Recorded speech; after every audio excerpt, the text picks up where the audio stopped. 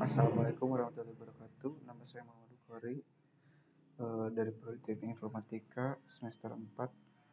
Saya akan menjelaskan konsep prinsip analisis.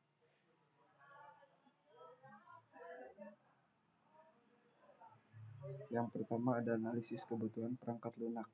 Analisis kebutuhan adalah suatu proses mendapatkan informasi, mode, spesifikasi tentang perangkat lunak yang diinginkan klien atau pengguna, yang terdiri dari identifikasi masalah, evaluasi sintesis, pemodelan, spesifikasi, dan review.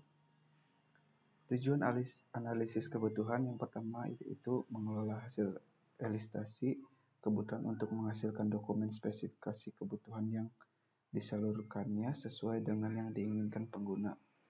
Liu and Yen 1996. Yang kedua yaitu mengembangkan persyaratan kualitas yang memadai dan rinci, di mana para manajer dapat membuat pekerjaan proyek yang realistis dan staf teknis yang dapat melanjutkan dengan perancangan, implementasi, dan pengujian. Wiggers 2003. Pembangunan pemahaman tentang karakteristik ranah permasalahan dan kesimpulan kebutuhan untuk menemukan solusi.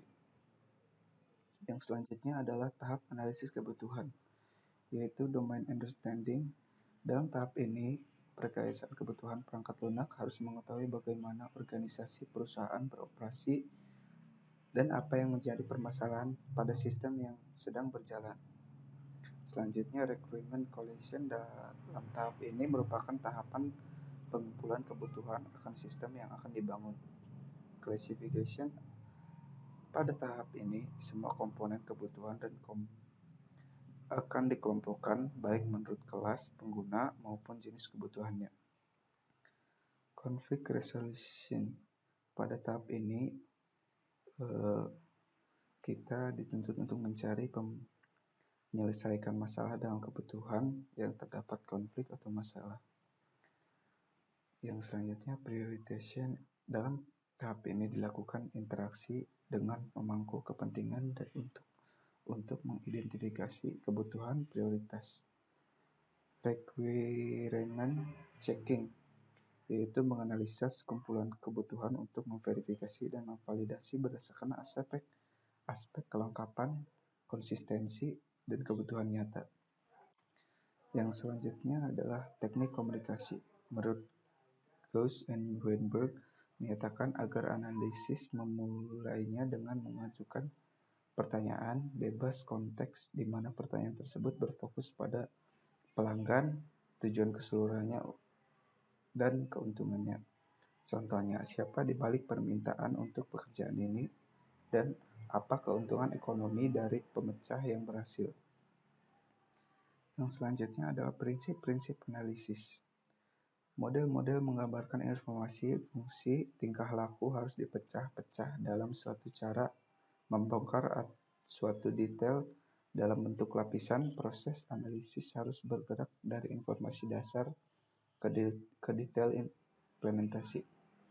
Prinsip analisis beroperasional mengharuskan kita membangun model fungsi tingkah laku, yaitu model fungsional. Perangkat lunak mentransformasi informasi. Untuk melakukan perangkat lunak harus melakukan paling tidak 3 fungsi genetik, yaitu input, proses, dan output. Selanjutnya adalah prototyping perangkat lunak, yaitu adalah salah satu mode siklus hidup sistem yang didasarkan pada konsep model kerja, working model, yaitu tujuannya adalah untuk mengembangkan model menjadi sistem final. Artinya sistem akan dikembangkan lebih cepat daripada metode tradisional dan biayanya jadi lebih rendah. Selanjutnya adalah spesifikasi software.